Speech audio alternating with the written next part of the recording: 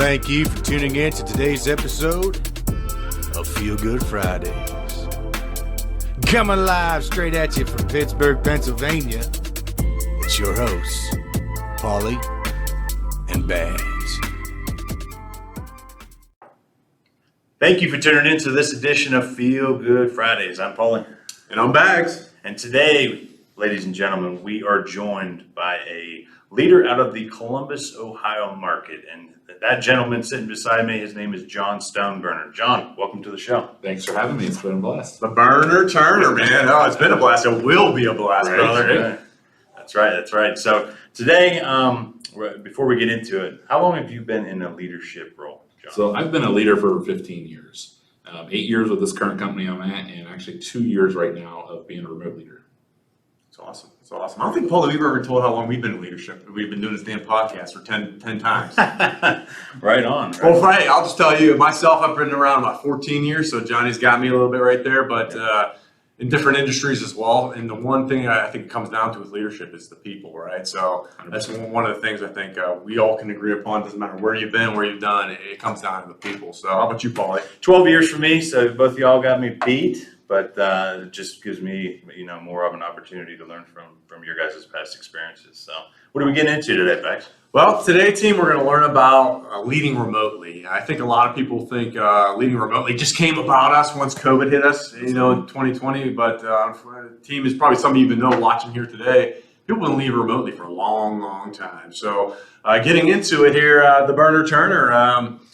Why is it important to be an effective leader when it comes to leading remotely? Why is that important in today's society? So my other businesses I've been at, if I wanted to talk to an associate, I could actually walk down the hallway or walk through the building and see them and have that face-to-face conversation. Now as remote, you can't do that. Right. So you have to pick up the phone or jump on Teams and have those conversations. So just having a different network, a way to get to them and still get your message apart, that's the biggest thing. Awesome. I totally agree. I think that would be even challenging too, if you go over this too, John, is when you're leading remotely, when you can see somebody, I can see you and I can tell maybe there's something off, right? Mm-hmm. But if you're not using a virtual environment like a Teams or a WebEx meeting, how do you understand if somebody maybe might be off, right? What do you kind of do in that situation? It's a perfect question. So what I do every day is I call each and every one of my associates just to see how their day is going, and it starts the first thing in the morning. Just, hey, how was your night last night with your family? How's things going? And then the relationship I have from them, from being with them in person, taking them to lunch and stuff like that, I can tell by their tone if there's something wrong. Okay. And I can tell by the demeanor just across the phone, like, hey, this is not who this person usually is. Right. And then I can ask that question of, hey, is everything okay? Awesome. So, John, walk us through some of the best practices that you have implemented leading remotely to give your team the best chance of performing at a high level. Yeah. So I did a lot of trial and errors. So coming from a brick and mortar store into a remote location, you gotta find a way that works for your whole team. Yeah. And fortunately for me, I got to build my whole team minus one. Mm-hmm. So just figure out what they like. I started off by sending out emails every morning, making phone calls all the time.